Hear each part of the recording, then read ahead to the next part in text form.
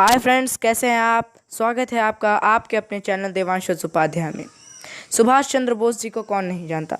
सुभाष चंद्र बोस एक ऐसे क्रांतिकारी जिन्होंने पूरी अंग्रेज सत्ता को हिला के रख दिया था। आज हम उन्हीं का जीवन परिचय देखेंगे, तो वीडियो में एंड तक ज़रूर बने रहें क्योंकि वीडियो आपके लिए बहुत नॉलेजेबल होनी चाहिए। वीडियो पसंद आए तो लाइक कर दीजिएगा। और एक और ज़रूरी बात, हो सकता है ये वीडियो कई सारे पार्ट्स में बने, तो सारे पार्ट्स को ज़रूर देखेगा। So let's start.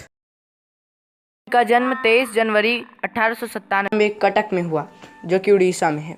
इनके पिता जानकी नाथ बोस। एजुकेशन हुई European school Cuttack. High school में इन्होंने सेकेंड रैंक सिक्योर की, जो किसी भारतीय के बस की बात नहीं थी। तभी उनका प्रेसिडेंसी कॉलेज में एडमिशन हुआ, लेकिन बाद में उन्हें वहाँ से एक्सपेल कर दिया गया क्योंकि वो थोड़े नेशनलिस्ट थे। उस समय तमाम बीमारियों का अटैक चल रहा था। तभी कॉलरा के कारण 2.5 लाख लोगों की मौत हो गई। उस समय ये लावारिस लाशों का अंतिम संस्कार किया करते थे। जब ये समाज सेवा करा करते थे तब इनकी कॉलेज की उम्र थी।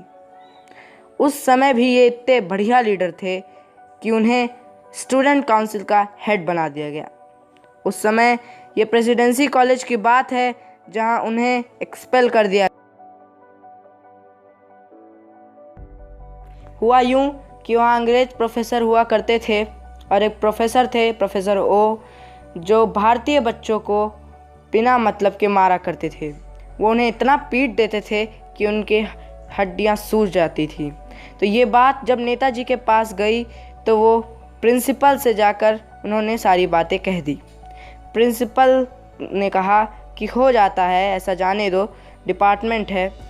लेकिन सुभाष चंद्र बोस ने कहा मैं स्ट्राइक कर दूंगा। फिर कुछ नहीं हुआ, सुभाष चंद्र बोस को स्ट्राइक करनी पड़ी और फिर बात न्यूज़पेपर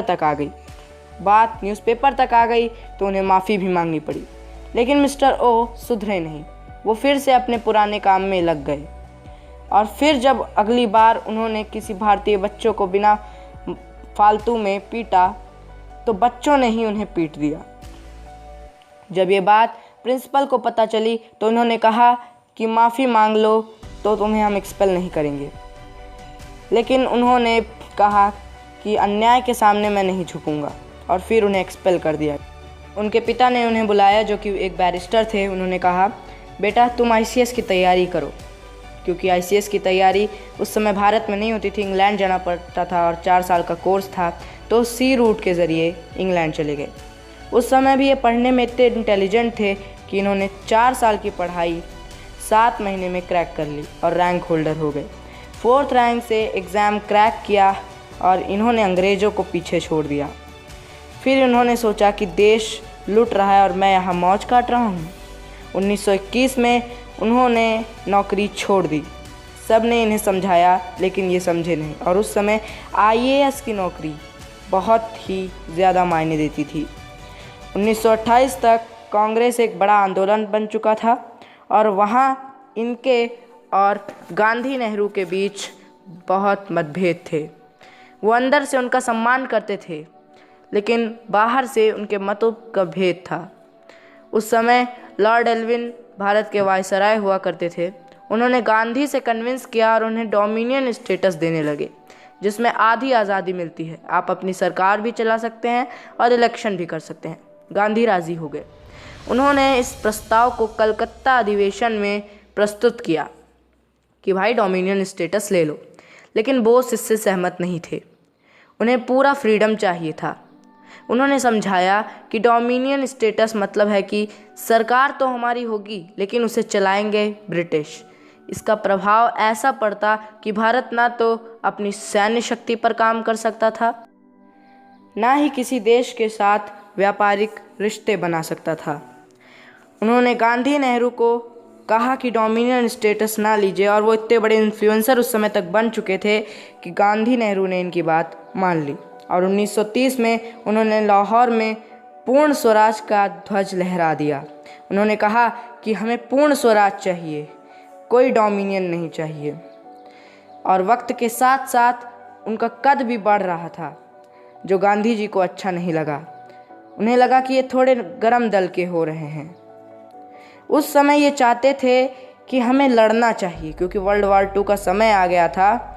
उस समय अंग्रेज़ कमज़ोर हो जाएंगे, क्यों ना इन्हें तोड़ा जाए। लेकिन गांधी ने कहा नहीं नहीं, हम आपके विचारों से सहमत नहीं हैं, इलेक्शन करवा लेते हैं। तो इन्होंने ये भी सहमत हो गए कि चलिए इलेक्शन करवा लेते हैं। प्रेसिडेंशियल इलेक्शन का समय आया। अब गांधी ने इन्हें हटाने के लिए अपना आदमी लगा दिया, सीतारामैया। पूरे देश में बता दिया कि सीतारामैया जीता तो मैं जीता। इधर नेताजी उनका आशीर्वाद लेकर इलेक्शन के लिए आगे बढ़े। जब चुनाव का नतीजे आए तो सब दंग रह गए। सीतारामैया को 1375 सीटें मिली और नेताजी को 1580 सीटें मिली। सुभाष चंद्र बोस का कद बहुत बढ़ गया था। लोग उन्हें गांधी जी से भी ज़्यादा मानने लगे थे। गांधी जी नाखुश हो गए थे, क्योंकि सीतारामैया की जीत उनकी जीत और सीतारामैया की हार मतलब उनकी हार। उस समय भी सुभाष चंद्र बोस इसी बात पे अड़े हुए थे कि हमें युद्ध करना है और अंग्रेज़ों को हराना है। लेकिन गांधी जी उनके विचारों से सहमत नहीं थे। उन्होंने कहा कि हमारा शत्रु इस समय समस्या में है, हमें उन्हें परेशान नहीं करना चाहिए। और सुभाष चंद्र बोस बोले, ये कौन सी बात हुई, जब सारी दुनिया लड़ रही है तो हम क्यों अहिंसा की बांसुरी बजाएं। और इसी अनबन में महात्मा गांधी ने सुभाष चंद्र बोस जी पर इस्तीफ़ा देने के लिए दबाव डाला। और वो गांधी जी को अपना गुरु मानते थे। एक परम शिष्य होने के नाते उन्होंने बिना कोई सवाल किए उन्हें इस्तीफ़ा दे दिया। सो गाइस, कैसी लगी आपको हमारी ये वीडियो? अगर वीडियो अच्छी लगी हो तो लाइक ज़रूर कीजिएगा, सब्सक्राइब करना ना भूलिएगा। और एक और बात, इस वीडियो के 3 पार्ट्स बनेंगे, तो सारे पार्ट्स देखना ना भूलिएगा। हम जल्द ही आपके पास अगला पार्ट पहुंचाएंगे। तब तक के लिए जय हिंद।